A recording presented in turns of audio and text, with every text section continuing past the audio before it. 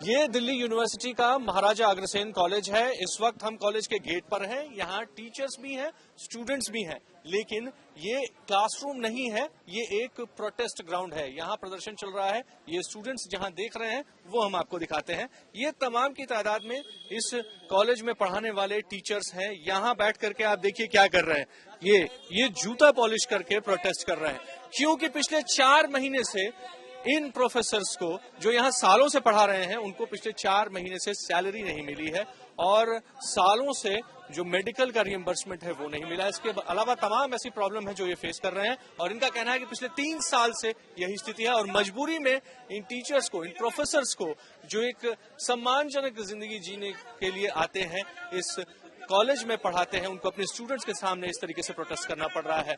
बात करते हैं कुछ लोगों से यहाँ पर। सर, ये क्या आप प्रोटेस्ट कर रहे हैं? बड़ा यूनिक क्या हो गया है? कब से सैलरी नहीं मिल रही है? देखिए, बहुत तंग होकर के और इस विद्यालय के टीचर जो है वो और कर्मचारी वो प्रोटेस्ट कर रहे हैं। पिछले 3 साल से हमको सैलरी जो है वो रेगुलरली मिल नहीं रही है। जो हमारे यहाँ पेंशनर हैं उनको पेंशन नहीं मिली है, उनको रिटायरमेंट बेनिफिट नहीं मिले हैं। 3 साल से यहाँ पे मेडिकल रिएम्बर्समेंट का 1 पैसा नहीं मिला है। हमारे यहाँ कर्मचारी साथी हैं जिनको की क्रॉनिक डिजीज है, कैंसर के पेशेंट हैं।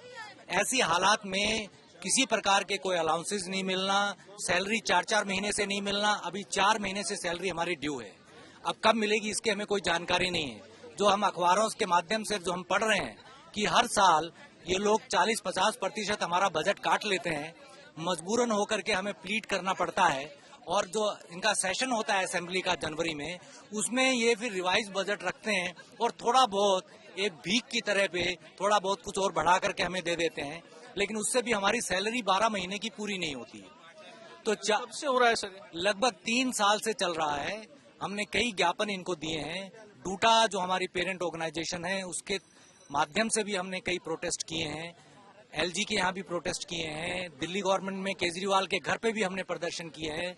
लेकिन इस सरकार के सिर्फ कानों पे जू नहीं रेंगता है और जो बड़ी बड़ी बातें करते हैं कि शिक्षा के क्षेत्र में हम ये कर रहे हैं, वो कर रहे हैं, उनके 100% फंडेड कॉलेजेस के अंदर अध्यापक और कर्मचारी आज भूखे मरने की नौबत आ रही है और इसलिए मजबूरन होकर के हमारी EMIs डिफॉल्ट हो रही है। हम बच्चों की स्कूल की एजुकेशन फीस नहीं दे पा रहे हैं। लोगों के जो सिंगल अर्निंग है उनके घर में राशन की समस्या खड़ी हो रही है। ऐसे हालात में मजबूर होकर के हमें ये तरीका अपनाना पड़ा ताकि ये सरकार, अंधी बहरी सरकार, जागे और अपने कॉलेजेस का, जिनका उनकी जिम्मेवारी है 100% फंड देना, उनको पूरा बजट एलोकेशन दे और ताकि भविष्य में इस प्रकार की समस्या ना आए। और भी लोग हैं यहाँ पर, उनसे बात करते हैं। मैम, गृहस्थी कैसे चल रही है? कितने साल से यहाँ पढ़ा रही हैं? सर, मैं तो 2003 से पढ़ा रही हूँ और काफी साल हो गए हैं पढ़ाते पढ़ाते और हम लोगों ने इस तरह का कभी देखा नहीं माहौल कि हमें 4-4 महीने 3-3 महीने तनख्वाह ना मिले। 2020 से ये प्रॉब्लम शुरू हो चुकी है। शुरू में हमें लगा कि छोटी मोटी तकलीफ है, चलिए 1-2 महीने की बात है, आगे जाके ठीक हो जाएगा, मगर ये बढ़ता गया और अब आप ये सोचिए 4-4 महीने के बाद हमें सैलरी दी जाती है और महीने की सैलरी मिलती है सर, कभी 3 महीने 4 महीने का, कभी 2 महीने की, कभी 3 महीने की और उसके बाद भी कोई ना कोई मंथ पेंडिंग चलता रहता है। कई बार तो हम भूल जाते हैं, हम आपस में पूछते हैं कि कितने महीने की तनख्वाह मिल गई अब हमें। कभी 2 बार आ गई, 2 महीने की आ गई, 3 महीने की। वो पैसा सर पुराना जो हमारा बचा होता है वो इंस्टॉलमेंट चुकाने में, अपने क्रेडिट कार्ड के बिल चुकाने में और जो लोन की इंस्टॉलमेंट है उनको चुकाने में सबका चला जाता है। और उसके बाद जो पैसा बचता है, अब आप ये सोचिए कि उसमें हमें बताया जाता है कि अगले 4 महीने आपको तनख्वाह नहीं मिलेगी, तो हमें वो 4 महीने के लिए फिर पैसा बचाना है। और इस बीच में आप पढ़ाई पूरी कर रहे हैं? पढ़ाई हमारी पूरी चलती है। आप किसी भी स्टूडेंट से पूछ लें, कॉलेज से पता कर लें, कभी भी कोई क्लासेस हम लोगों की ऐसी नहीं हुई है कि हमने इस वजह से रोकी हो। और रेगुलर क्लासेस होती हैं, बच्चों के एग्जाम्स हो रहे हैं, इंटरनल असेसमेंट हो रहा है, हर काम, हर ड्यूटी हम लोग फुलफिल कर रहे हैं। यहाँ तक कि हम लोग को छोटे छोटे खर्चों के लिए, मेडिकल रीइंबर्समेंट के लिए, अब आप देखें कुछ लोगों के कितने कितने लाख रुपए के बिल बचे हुए हैं, हजारों के बिल बचे हुए हैं, लेकिन वो रीइंबर्स नहीं होने, बंद हो गए। सर, ये एक बहुत छोटी सी प्रॉब्लम नहीं है, ये एक ऐसी प्रॉब्लम है जिसने हम लोगों की सेल्फ रेस्पेक्ट पे सवाल उठाया है। अब हमें ये बता दिया जाए कि भाई क्या हम जूते पॉलिश करके पैसे कमाएं, तो ठीक है, हम यही करेंगे, कोई दिक्कत नहीं।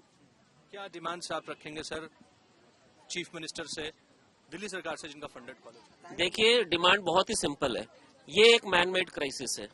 मैं 1998 से पढ़ा रहा हूँ और आज तक हमें कभी भी इस तरह की क्राइसिस सिचुएशन फेस की नहीं हमने।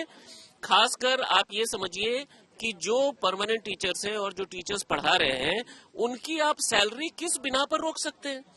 आप किस तरह से ये कह सकते हैं कि आप बिना सैलरी पढ़ाए जाओ जी?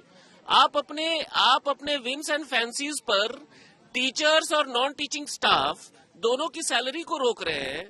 आप उनके क्या नाम है, कोरोना के पीरियड में जब कोविड का पीरियड चल रहा था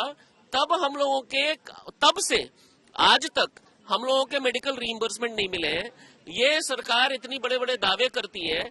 आप ये देखिए कि इन्होंने अपने एम्प्लॉयज का क्या बदहाली कर रखा है। आज के डेट में कोई भी हॉस्पिटल हमें ट्रीटमेंट देने के लिए तैयार नहीं है, क्योंकि हमारे लाखों के बिल्स जो है पेंडिंग पड़े हुए हैं और वो दिल्ली सरकार जो है कोई भी इस तरह का ये हमें दे नहीं रही है, फंड कट हो रहा है।